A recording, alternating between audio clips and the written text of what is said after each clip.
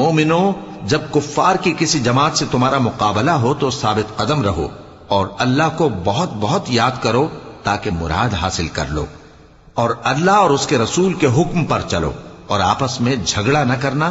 کہ ایسا کرو گے تو تم بزدل ہو جاؤ گے اور تمہاری ہوا اکھڑ جائے گی، اور صبر سے کام لو کہ اللہ صبر کرنے والوں کا مددگار ہے۔ اور ان لوگوں جیسے نہ ہونا جو اتراتے ہوئے یعنی حق کا مقابلہ کرنے کے لیے اور لوگوں کو دکھانے کے لیے گھروں سے نکل آئے اور لوگوں کو اللہ کی راہ سے روکتے ہیں، اور جو اعمال یہ کرتے ہیں اللہ ان کا احاطہ کیے ہوئے ہے۔